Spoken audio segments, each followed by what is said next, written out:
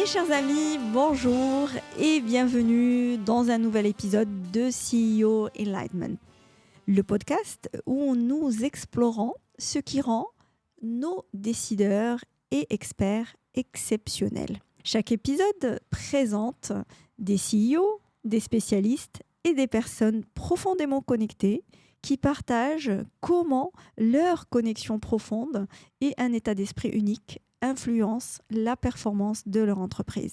Je suis Hafeda Aknour, je suis experte en leadership et en développement profond. Et après une longue expérience dans le secteur bancaire et financier, je mets aujourd'hui mon expertise au service de l'accompagnement des dirigeants. Si vous vous dites qu'il y a plus que de la compétence et de l'expertise chez nos décideurs et qu'ils ne sont jamais là par hasard, alors vous êtes au bon endroit.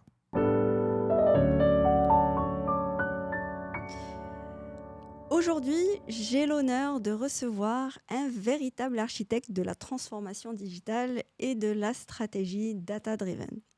Ezdine Fizazi, fort de 27 ans d'expérience internationale, il a accompagné des entreprises de multiples secteurs, de la finance, la grande distribution, en passant par l'industrie et l'e-commerce. Il a fait de l'IA un levier de croissance et d'innovation.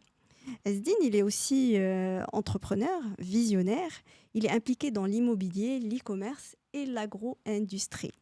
Mais au-delà de ses multiples compétences, ce qui distingue Ezdine, c'est sa connexion profonde à ses croyances et à sa vision du développement humain. En tant que CTO du groupe La Profond, il ne se contente pas d'optimiser des systèmes, il transforme aussi des équipes. Il révèle le potentiel de chacun grâce à un leadership ancré dans la transmission et l'élévation des consciences. Aujourd'hui, nous allons explorer avec lui comment ses convictions, son parcours intérieur ont nourri son succès et celui de son écosystème. Ezdine, bonjour. Bonjour Haveda, et merci pour l'invitation. Merci beaucoup à toi d'être avec nous aujourd'hui. Alors, on va te découvrir à travers ce podcast. Et ma première question à toi est de savoir qu'est-ce qui fait de toi ce que tu es aujourd'hui ? Quel a été ton cheminement ? Quels ont été les moments clés de ton développement, du passage d'un jeune homme ambitieux, ingénieur, à ce que tu es devenu aujourd'hui, à la fois un businessman et aussi un grand patron d'entreprise? Alors, en grande partie, c'est déjà l'éducation que j'ai reçue de mon enfance par mes parents, que je suis aussi dans une grande famille. On est une famille nombreuse, avec une culture profondément marocaine. Et aussi l'expérience qui m'a permis de rencontrer, de travailler avec plusieurs cultures, plusieurs nationalités, dans des environnements très différents, qui ont fait de moi, tout en gardant mes origines et l'authenticité de notre culture, de notre religion, et de profiter aussi d'autres avantages, d'autres cultures et d'autres expériences pour faire en sorte de œuvrer dans mon métier, qui est un métier qui à la fois demande de la technicité, mais qui demande aussi de l'écoute en fait, de comprendre l'autre pour pouvoir répondre à des besoins. Et donc beaucoup d'interactions avec des métiers différents. Donc cette richesse et cette expérience-là a fait qu'aujourd'hui, je suis ce que je suis et m'a permis d'évoluer au niveau du Maroc avec on va dire un parcours 100% marocain, évoluer aussi au niveau de l'international et revenir aussi dans mon pays pour un comeback et pour aussi faire un retour de ce que j'ai reçu de ce beau pays. Alors, est-ce qu'il y a eu un événement qui a été un tournant dans ta vie ? Est-ce qu'il s'est passé quelque chose de particulier ou à partir de là, tu t'es dit « Waouh, la vie n'est pas comme ça et il faut que je me ressource plus, il faut que je sois plus connectée ou il faut que je fonctionne différemment ?» Certainement, il y en a plusieurs. Il y en a plusieurs avec des degrés qui sont différents. Il y a eu de belles rencontres de gens qui ont un savoir-faire et un savoir-vivre, qui m'a permis aussi de comprendre la vie d'une autre façon. Il y a aussi des événements qui sont très, très majeurs et je pense qu'ils marquent un peu tout le monde. Quand on perd un proche, quelqu'un proche comme mon père, ma grand-mère qui nous a élevés et tout. Donc c'était des moments où on se remet vraiment en cause et on se remet en question. On voit la vie d'une autre manière. Et donc même la relation avec le travail, avec le matériel est vue d'une autre manière. Et donc notre mission de vie devient différente. Donc tout ce qu'on fait, moi personnellement, ces événements-là ont fait que le travail lui-même, c'est une mission de vie. Donc c'est un partage avec les gens, c'est une transmission, c'est de laisser une empreinte. Quelle que soit cette empreinte-là, ça peut plaire, ça peut ne pas plaire, mais en tout cas, ma mission à moi, c'est là où je vais, là où je passe. Je ne pense pas que la vie de ce qu'on vit aujourd'hui, mais je pense aussi à laisser quelque chose de mon passage et que les gens se souviennent de moi par le travail, par le sérieux, par les valeurs aussi que j'ai pu avoir et transmettre. Alors, quelles sont ces valeurs? Si Alors, tu peux nous en parler. Donc, les valeurs sont des valeurs qui viennent de notre éducation, de notre religion. Donc, c'est des valeurs qui sont... c'est l'honnêteté, c'est aussi le sérieux, c'est la transparence, c'est aussi de se mettre à la place de l'autre. On ne peut pas se comporter avec tout le monde de la même manière. Donc, c'est beaucoup de respect pour l'ensemble des gens avec qui on est en relation, quel que soit leur niveau. Donc, à mon niveau, à moi, c'est-à-dire que c'est important pour moi de respecter tout le monde.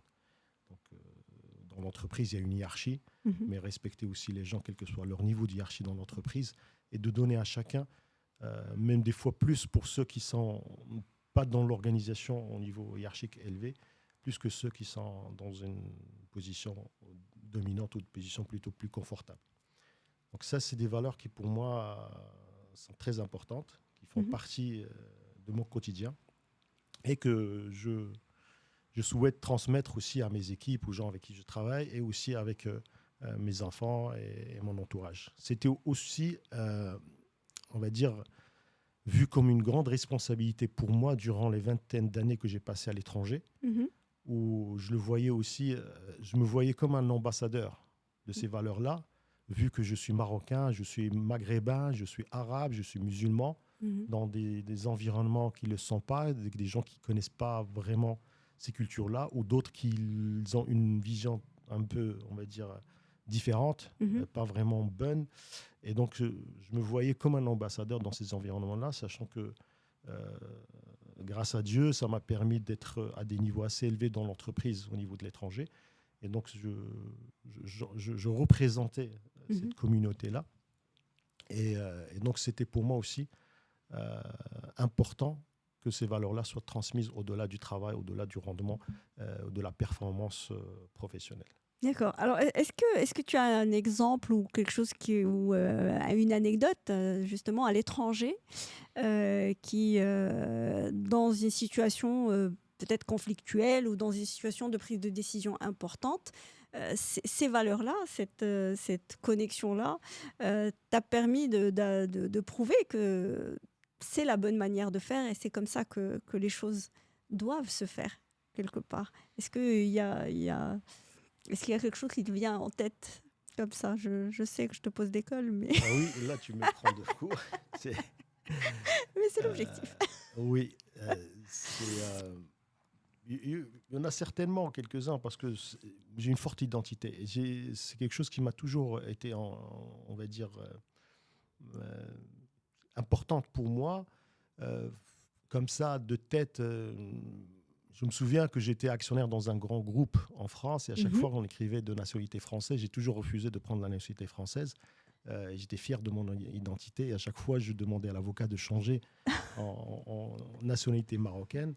Et donc, les gens ne comprenaient pas comme quoi c'était pas aussi important pour moi d'avoir cette nationalité-là. C'était même plus important pour moi de rester marocain et de dire que je suis marocain, alors que plusieurs Marocains rêvaient d'aller à l'étranger, d'avoir cette nationalité-là.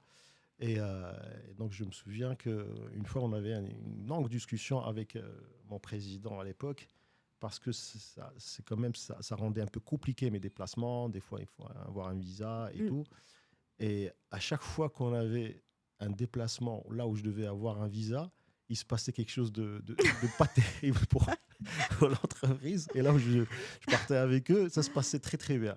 Donc, et ça, c'était quelque chose que je ne sais pas s'il y a un lien, mais en tout cas, c'était drôle parce que. Mais est-ce qu'il le remarquait? Est-ce Il le qu'il le remarquait, c'est lui qui me percevait? disait. Il me Ah disait oui. à chaque fois que c'est compliqué que tu ne viens pas avec nous parce qu'on n'a pas pu obtenir le visa à temps ou c'était un déplacement urgent. Et il se passait quelque chose qui. Qui rendait C'est peut-être le lui qui était un déplacement peu. complet. Mais Oui, voilà, mais mais il y en en a fait, pas oui, mal. c'est. J'ai vécu une autre histoire, c'était un peu plus compliqué Mhm. parce que j'étais à l'époque le directeur de. Je m'occupais de toute la partie système d'information. Et donc j'avais un coffre-fort avec tous les portables de l'entreprise. Donc comme on était assez nombreux, c'était je crois 200-300 téléphones qui étaient dans le coffre-fort. Et ils ont été volés un soir, et Wow. malheureusement par des Marocains. Et ça m'a fait drôlement un peu mal quand il y avait l'enquête et tout ça. Et à un moment, c'était compliqué de vivre cette histoire-là. Voilà. Ouais. Mais Donc, justement, ouais. mais c'est aussi grâce au fait que j'étais reconnu par mes valeurs dans l'entreprise qui a fait qu'il n'y avait pas de soupçon. Des fois, on se pose la question, est-ce que, Ouais. Est-ce comme qu'il y c'est a des un lien? Marocains, moi je suis Marocain, et donc voilà. Mm. Mais alhamdoulilah, donc voilà, et c'était quelque chose qu'on peut vivre d'une manière un peu particulière, mais ça s'est passé d'une manière, on va dire, parce que ces valeurs-là ont permis que les gens pensent que voilà, ils étaient certains et sûrs que je ne faisais pas partie Bah de oui, la bah, bande. Voilà. justement, c'est grâce à ce qu'ils ont pu percevoir de tes valeurs Mm. et de ton sérieux et est-ce que tu es incarné quelque part dans ton comportement et atteindre déjà ces niveaux de responsabilité dans des environnements euh, comme ça en France ou Ouais. même à l'étranger. C'est souvent voilà, par la compétence qu'on y arrive et par le sérieux. Mm. Mais Euh, j'insiste quand même sur un point, c'est que globalement, ça s'est très très bien passé. J'ai un très très bon souvenir de cette expérience-là. mm, Donc là, c'est trois, oui. on va dire, histoires qui me reviennent comme ça. Mm. Mais sinon, globalement, c'est hyper positif. J'ai encore de très très bonnes relations avec mes anciens collègues, des amis Mm. qui sont là-bas. Donc c'est aussi ces valeurs-là d'ouverture que notre culture en tant que Marocain et C'est notre clair. religion qui sont inclus dans cette et qui nous permettent à tous les Marocains que j'ai rencontrés pratiquement, qui sont à des niveaux d'expérience, Mm. ils arrivent à s'intégrer, ils arrivent à percer dans des environnements différents, dans Mm. des cultures différentes, parce qu'on a cet état d'esprit, on a ce mindset-là d'ouverture, et on n'a pas peur d'aller vers l'autre et de discuter des sujets, même des sujets où on est différent, mais on reste voilà, Mm. dans un contexte. Authentique. Donc c'est important aussi de le signaler. Mm. Alors, tu as parlé de situations, on va dire, un peu complexes hein, que tu as pu vivre. Euh, et au fait, dans ces moments-là, dans ces moments de doute, quelque part, à quoi s'accroche un leader comme toi? C'est quoi les choses qui font que tu te dis ça va fonctionner ou je suis à la limite imperméable à tout ça et je suis droit dans mes bottes, je suis ancrée et je continue d'avancer parce qu'il y a autre chose, parce qu'il y a quelque chose. Il y a une force en nous, en général, qui nous guide dans ces moments-là. Alors cette force-là, elle te vient d'où? Alors pour moi, dans des situations comme ça, souvent, je reviens au basique. Mhm. C'est-à-dire que c'est important de se ressourcer, de revenir au basique. Et les basiques, encore une fois, c'est l'éducation et la religion. Mm. Et qui font qu'on relativise un petit peu tout. Et tout devient l'importance qu'on donne au moment où on vit une situation compliquée. Une fois qu'on sort de ça et on revient au basique et on regarde d'un autre œil, les choses deviennent complètement différentes. Et donc après, c'est l'action. Mhm. Après, quand on revient au basique, on revient aux choses terre à terre de la vie. En tant que leader, c'est l'action. On a besoin d'action. On a Mhm. besoin de bouger. On a besoin de faire autre chose. On a besoin de Mm. tourner la page. On a besoin de rencontrer d'autres personnes, de faire d'autres choses. Et d'où la diversité, que j'étais toujours dans la diversité, que ce ce soit en termes de business, en termes de vivre dans plusieurs endroits, d'aller vers d'autres choses. Ça fait partie, je pense, du quotidien d'un leader. En tout cas, pour moi, hein, il y a plusieurs types de leaders. On ne fonctionne pas tous de la Bien sûr. même manière. Mais moi, en tout cas, c'est souvent ma façon de faire. Mhm. C'est de faire un pas en arrière, de revenir vers des choses beaucoup plus basiques et d'agir. Ne pas rester sur la problématique, ne pas pleurer sur mon sort, ne pas dire que voilà, la vie elle se termine. Et la force, c'est une force intérieure. Et je pense qu'on l'a tous à un moment. Hein, quand un avion il est en plein vol, commence à bouger, donc on cherche tous, on regarde tous le ciel, je pense, et on prie Dieu. Donc c'est une force qui est en nous. Chacun la vit à sa manière. Moi, elle a été toujours là, elle est ancrée en moi. Je l'ai reçue par mon éducation, par mon expérience, et je sais qu'elle est toujours là. Donc dans tout ce que j'ai fait, tous les projets que j'ai pu mener, je pense que la part de risque, elle était beaucoup plus importante que la part de réussite du projet. Mais cette force-là, c'est comme une assurance, comme une protection qui est là et qui me dit vas-y, fonce et n'aie pas peur. Et comment tu l'alimentes? Comment tu l'alimentes au quotidien? Comment tu l'alimentes? Est-ce que tu es conscient de comment tu l'alimentes déjà? Et est-ce que c'est une volonté de la faire grandir, de continuer de la maintenir? Ou est-ce que c'est quelque chose que tu laisses comme ça, naturellement se faire? Comment ça fonctionne avec Oui, toi? c'est une bonne question parce que effectivement, moi, je suis vraiment conscient de ça. Mhm. Et le fait que ces valeurs-là sont présentes, Mm. c'est la manière avec laquelle on alimente cette foi-là. Donc, donner, c'est recevoir. Donc, quand on donne, on reçoit. Systématiquement, peut-être d'une autre manière, mais on reçoit. Je sais que toute bonne action, elle va avoir quelque chose en contrepartie. Ça vient peut-être pas au moment où on s'attend, mais ça vient au bon moment, là où on en a vraiment besoin. Et je l'ai vécu à plusieurs reprises. D'ailleurs, si je raconte ma vie, c'est beaucoup de hasard et beaucoup de choses qui sont arrivées à des moments où je ne m'y attendais pas du tout. Et avec une manière que je n'aurais même pas pu l'écrire ou le rêver. Donc, il ne faut pas trop penser à comment ça va venir.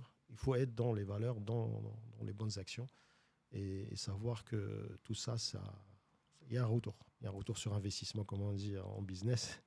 Donc, il y a aussi un retour sur investissement sur les bonnes actions. Alors, ça me fait penser à quelque chose à laquelle aussi je crois, mais c'est intéressant de le voir chez les autres. C'est justement cette capacité à agir, à se mettre en action, sans trop prévoir comment les choses vont se passer. Est-ce que c'est comme ça que c'est dans ta tête, entre parenthèses? C'est-à-dire un nouveau projet, une nouvelle initiative, je ne sais pas, dans l'immobilier, une nouvelle construction, par exemple. Est-ce que tu vas aller dans le détail des détails en prévoyant tout ce qui peut être compliqué, pas compliqué, des choses comme ça?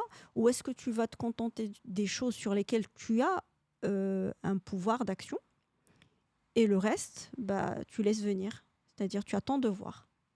Comment ça fonctionne? Alors moi, j'y crois beaucoup à ça. Je ne suis pas du tout genre business plan, tout ça. Donc, je crois beaucoup à ce que l'action crée la stratégie. Encore une fois, quand on met les bonnes fondations et qu'on soit agile dans la prise de décision, de corriger les choses, donc c'est encore une fois l'action qui revient, les choses avancent dans le bon sens. Et donc, je suis vraiment de ce mindset-là. Prévoir tout, c'est hyper compliqué. Penser à tout, c'est souvent les gens qui parlent, qui prennent souvent un crayon et un papier pour écrire ce qu'ils vont faire. Ils ne le font pas. Ils font autre chose. Moi, le temps que je vais écrire ce que je vais faire, je fais. Et j'avance. Et le risque va venir en marchant. On apprend en marchant, comme on dit. L'essentiel, c'est que d'avoir ces valeurs-là et d'être dans l'action, il permet de faire avancer les choses. Et je l'ai vécu parce que j'ai fait une vingtaine d'entreprises avec qui j'ai travaillé. J'ai créé la première boîte à l'âge de 32 ans. Donc, J'ai monté pas mal de projets, de métiers très différents que je connaissais rien du tout, hein. Quand j'ai commencé 2019 le secteur de l'immobilier, mais je connaissais rien du tout. Euh, donc j'en ai fait aujourd'hui une quinzaine de projets en 6 ans. Et donc toute ma famille me disait, mais tu vas dans un secteur, tout le monde s'est cassé la gueule, c'est la crise. Et j'ai foncé. J'ai écouté personne et j'ai foncé parce que quelque chose en moi qui me disait, il faut diversifier, il faut aller dans ça. C'est un secteur qui fonctionne à moyen et à long terme.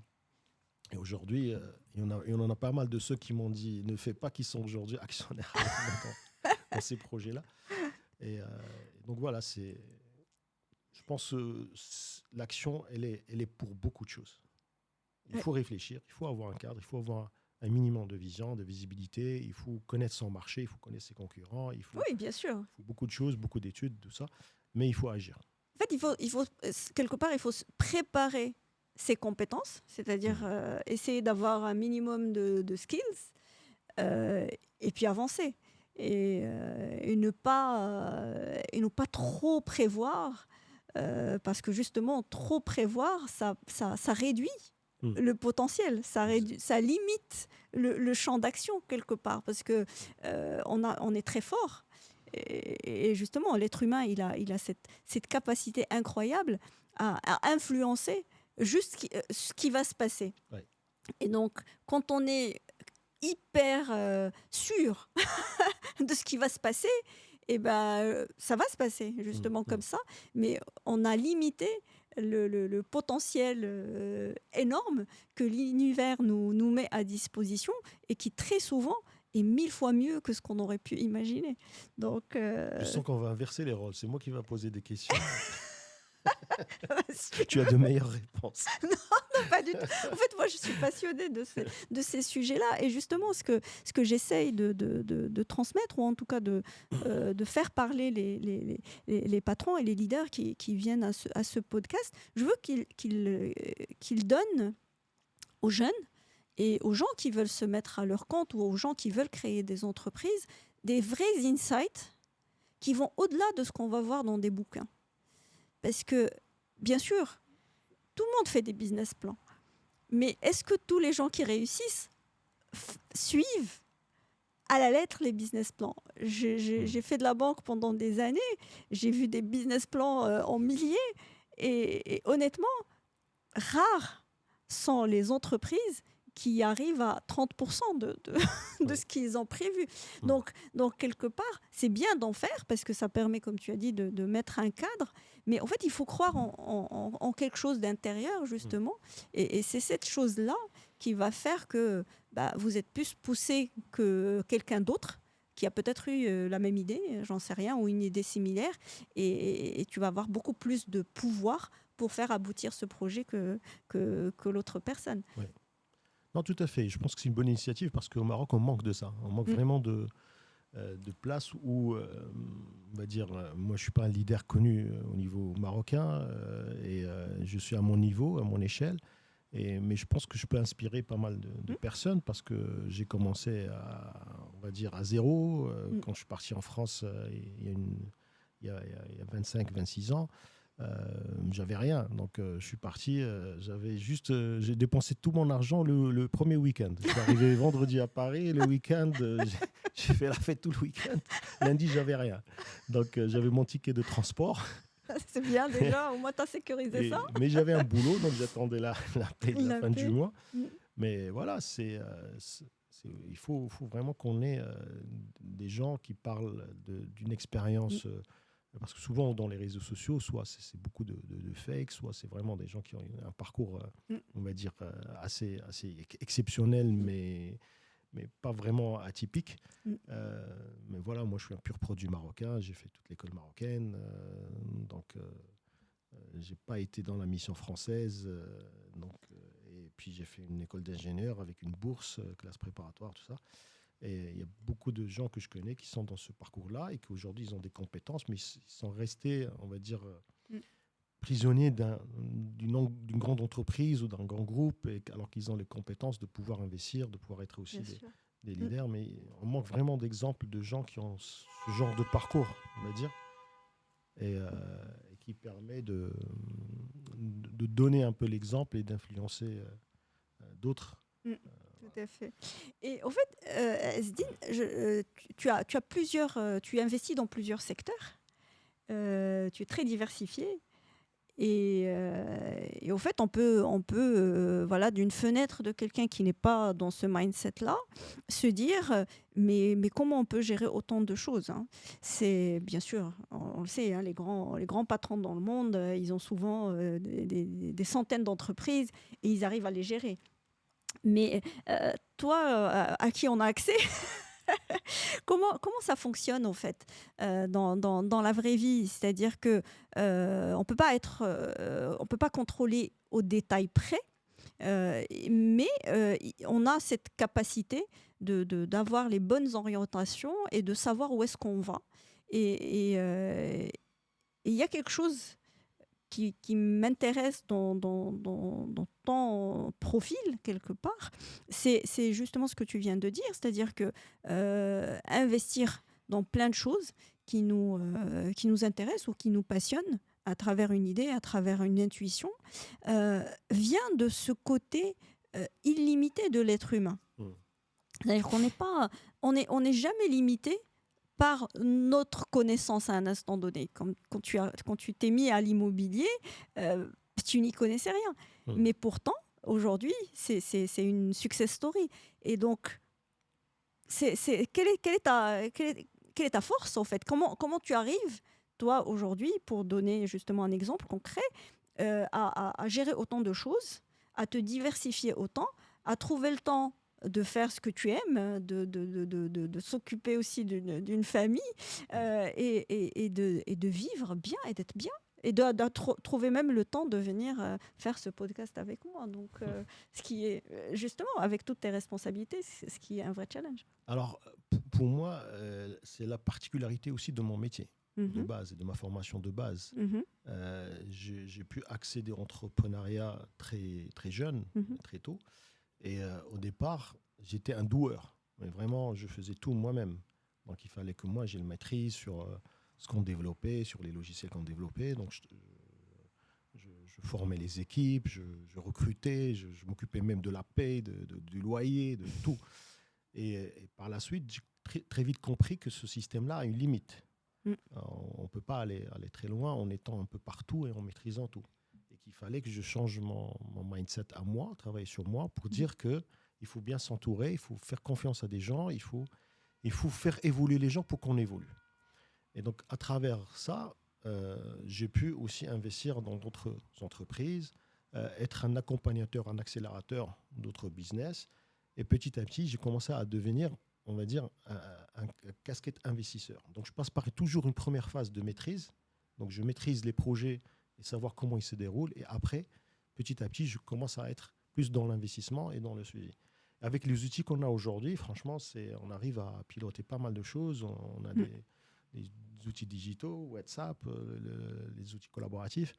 Et on peut avoir le suivi d'un projet, avoir les photos en live, faire des visites de contrôle de temps en temps.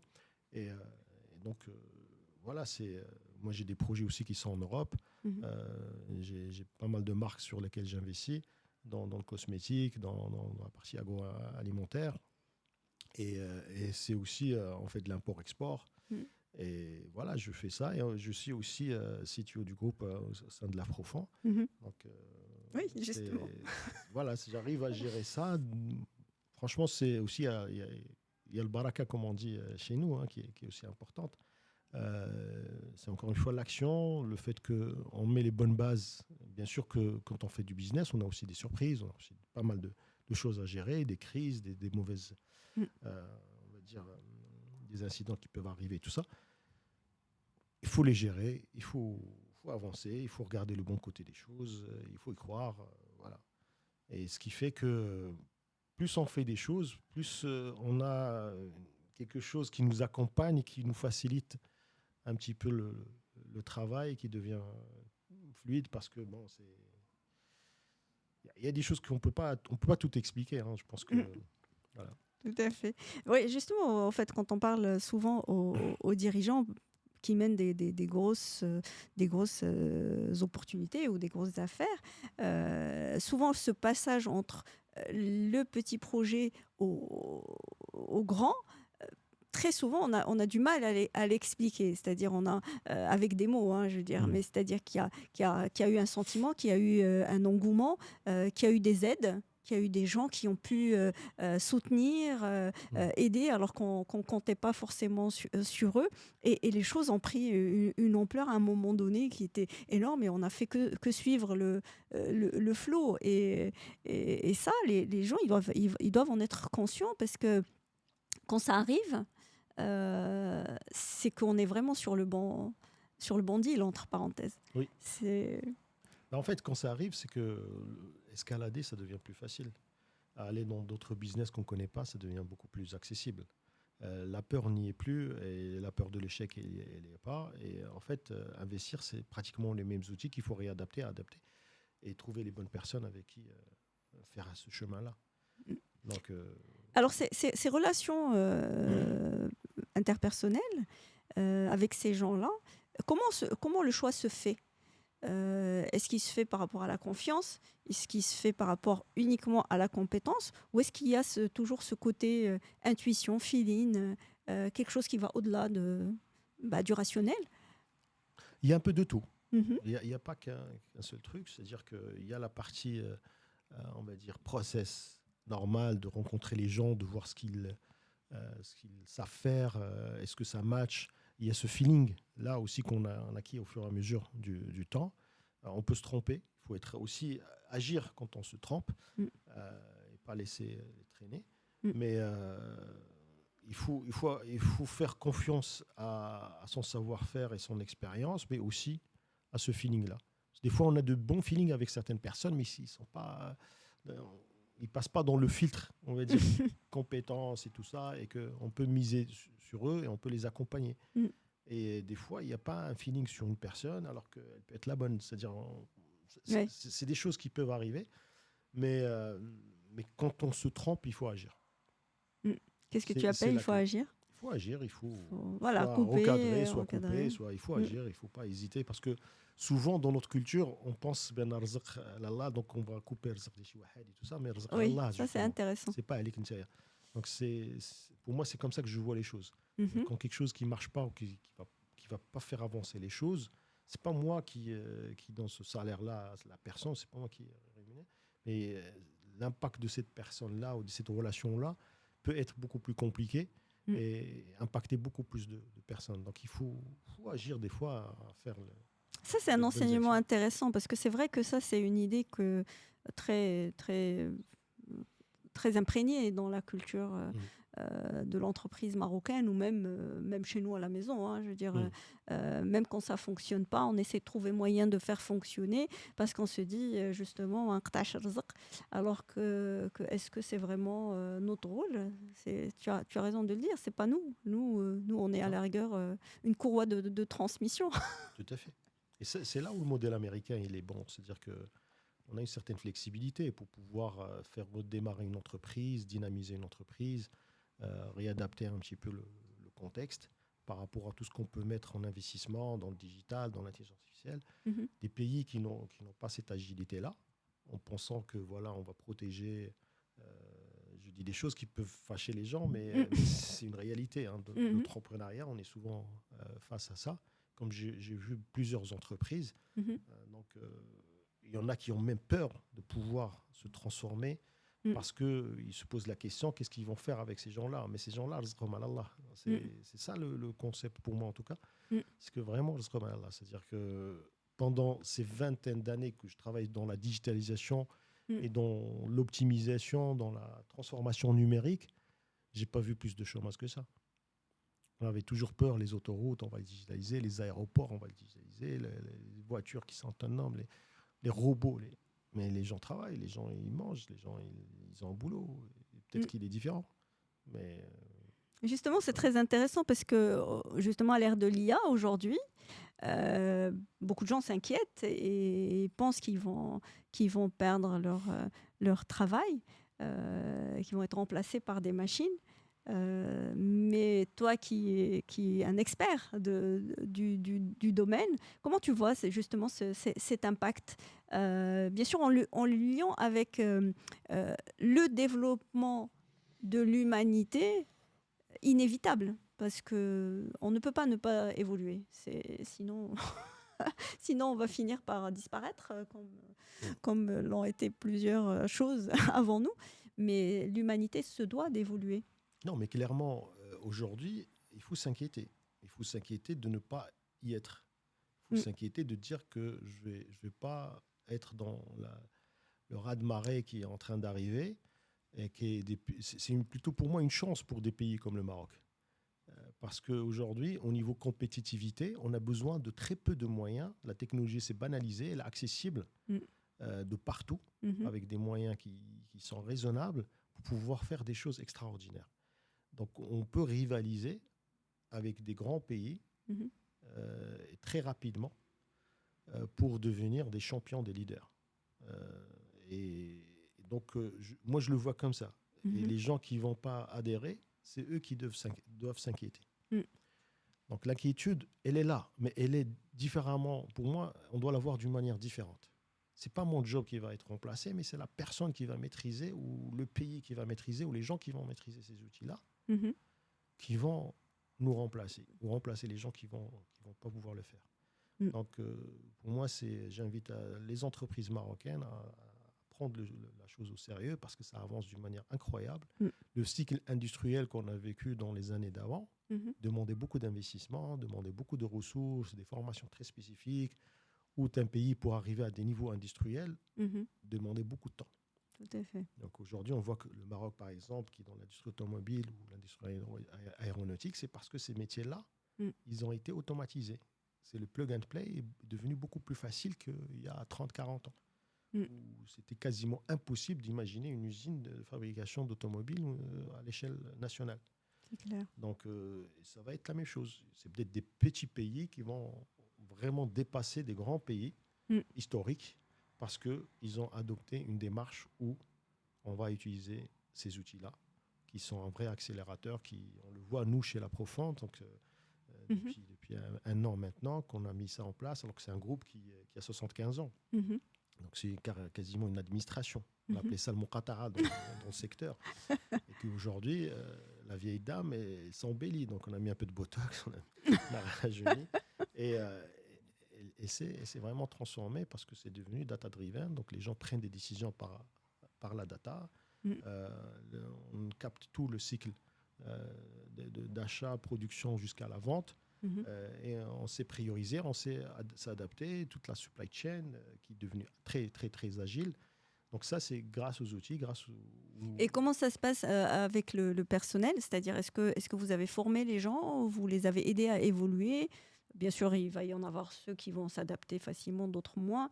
Comment ça a fonctionné, on va dire? Je ne veux pas les détails, hein, on va dire, de nombre de En personnes, fait, mais oui. Non, plus... mais c'est un cycle qu'on vit un petit peu partout. C'est-à-dire il y a une phase de conduite de changement, il peut y avoir de la résistance à quelques niveaux, Mhm. mais le Marocain reste quelqu'un qui on va dire, Flexible. rationnel, et Mm. quand il voit le résultat, Mm. souvent il l'apprécie. C'est-à-dire que c'est des projets qui ne sont pas faciles à mettre Mm. en place. On a, alhamdoulilah, un sponsorship assez important au niveau de la Profan, qui fait que les choses avancent plus rapidement que dans d'autres contextes Mm. que j'ai pu vivre. Mais les gens, quand ils voient le résultat, j'ai vu des gens qui étaient très très heureux, et ils disent qu'il y a une transparence, on a tous la même information, on sait qu'aujourd'hui je peux m'adapter, agir dans mon périmètre par rapport à l'information que j'ai, et on a fait un cycle de formation aussi pour les gens, chacun dans son, on va dire, périmètre et son besoin, pour leur dire voilà comment on est en train de faire un petit peu bouger tout le monde, et accompagner tout le monde pour qu'il évolue dans ce sens. Mm. Donc c'est une belle histoire, parce qu'il y a l'aspect humain qui est très important Mm. dedans, et c'est une conduite de changement, c'est une transformation de mindset, et c'est aussi une forme de rassurer les gens que si l'entreprise fonctionne et qu'elle devient très compétitive, c'est que tout le monde va en tirer On va en profit. tirer profit, Donc, exactement. voilà. Exactement. exactement. Donc j'imagine que, bien sûr, dans ce genre de contexte, heu, les relations humaines, soit deviennent beaucoup plus étroites, soit soit c'est filoche et c'est là où on devient, on va dire plus impactant. Heu, donc la personne, elle est identifiée comme celle qui a porté le changement et donc forcément, ben, on va s'intéresser à ses valeurs, à ce qu'elle a pu, qu'est-ce qui a fait qu'elle est comme ça? C'est-à-dire au-delà de la compétence, on va s'attacher à justement comment il a fait pour rattraper, le dernier maillon de la chaîne pour le mettre dans le circuit et ne pas le laisser sur le bord. Et donc, est-ce que c'est quelque chose que tu as ressenti à travers ce projet que tu as mené ou est-ce que tu as... Alors, franchement, je pense que oui, mais en même temps, je ne me suis pas trop attardé à ça. C'est-à-dire, encore une fois, là, aujourd'hui, je suis dans un contexte on va dire, où j'ai intégré la Profan pour accompagner dans la transformation, mais avec un mindset de leader. Mm. C'est-à-dire un mindset de quelqu'un qui vient pour faire bouger les choses. Donc, ce qui m'intéresse le plus, c'est vraiment l'action, comment les choses évoluent, quel Mhm. impact on a sur l'entreprise, mais tout en gardant ces valeurs-là, où on est là pour accompagner les gens, quel que soit leur niveau dans l'entreprise, et qui deviennent performants dans leur job. Euh, Après, c'est très compliqué de dire comment les gens y voient. Chacun, il peut voir d'une manière Mm. différente, c'est sûr. Et comme c'est une entreprise qui a on va dire, une ancienneté assez importante, Mm. et il y a des gens qui ont une ancienneté assez importante, on sait tous que quand on est dans le même endroit, qu'on passe beaucoup de temps, il y a beaucoup de choses voilà, Qui qui émerge. s'installent et qui émergent. Et donc, c'est des leviers aussi. On a créé des open space, on a fait pas mal de choses qui font que dire aux gens, voilà, il faut peut-être enlever tout ça et voir le monde qui est en train d'aller dans une vitesse assez importante et qu'il faut qu'on soit dedans. Il faut qu'on prenne le train ou la fusée, je ne sais pas comment on va le dire. Mais certainement, mais c'est une belle histoire parce qu'on part d'un contexte marocain, d'une boîte qui a assez 75 ans, dans un contexte qui n'est pas simple. Mm. Quand je suis arrivé, les gens qui ont parlé d'intelligence artificielle, ils rigolaient, ils ne prenaient pas ça au sérieux de le faire ici. Aujourd'hui, c'est derrière nous. Mm. Les gens, ils ont des attentes, ils voient l'impact. Maintenant, voilà, c'est pas terminé. Il faut encore les Mm. rassurer, il faut encore accompagner Mm. pour qu'on puisse dire qu'on est. En tout cas, voilà, c'est une réalité. Les choses sont Elles concrètes sont là. et sont là. Et dans le process décisionnel, Hmm. est-ce que tu as déjà souffert, ou en tout cas, est-ce que tu t'es déjà retrouvé dans ce qu'on appelle la solitude du dirigeant, quelque part, où tu es seul à voir que c'est la bonne décision à prendre et tout le monde autour dit bah non, je suis pas d'accord, ou ça va aller droit, comme tu l'as dit tout à l'heure. Et malgré tout, voilà, cette force intérieure et cette connexion t'ont permis quand même de la prendre, cette décision, et d'avancer. Est-ce que c'est des choses que tu Alors, vis? souvent, c'est un petit peu le risque qu'on Mm. a dans ce type de profil, c'est que la prise de décision devient un peu facile. Et il y a des gens qui doivent prendre du temps pour comprendre, pour prendre des décisions. Et moi, je suis confronté souvent à ça. Dans mon business que je gère, c'est un peu plus facile, mais quand je suis dans un contexte d'entreprise, euh, souvent, je fais en sorte on va dire, de modérer et Mm. que la décision soit collégiale, qu'elle soit partagée, et que je sois dans une transparence avec mes collègues, Mm. avec mes équipes, avec ma hiérarchie aussi, pour que tout le monde soit sensibilisé et comprenne un petit peu les risques de chaque décision. Mais des décisions, on en prend tous les jours. Euh, Moi, je suis beaucoup plus à l'aise dans la prise de décision. J'ai pas de problème à trancher, j'ai pas de problème à avoir tort. Mhm. Euh, donc, je sais que même si j'ai tort, je saurais rectifier Mm. et minimiser un peu les dégâts et retrouver un autre chemin parce que ça fait des années que je fais ça. Mhm. D'autres dans l'entreprise, ils ont besoin de temps. Ils ont Mm. besoin de comprendre. Ils ont besoin de lire à la virgule. Je le vois quand on parle de contrat, de ce genre de choses. Moi, je suis un peu plus flexible. C'est peut-être aussi pas ma zone de confort. D'autres, ils sont très titillants, ils sont très Mm. regardants. Mm. Mm. Mais après, voilà, avec les personnes avec qui je suis en interaction souvent, j'essaie d'être transparent et j'essaie de faire en sorte que les décisions soient plutôt collégiales et que les gens soient aussi responsabilisés par rapport à ça. D'accord, donc t'as jamais souffert de ce, Non, pas de vraiment. ce syndrome Pas vraiment, de solitude. Donc tu arrives toujours à te faire entourer. parce que c'est mon parcours depuis que j'étais jeune. C'est moi Mm, qui a fait les choix de ce que je mm. fais en termes de l'école, en termes d'études. Quand je suis parti à l'étranger, c'était mon choix, tout seul. J'étais souvent dans le fait d'annoncer que je vais faire ça que de prendre. Voilà.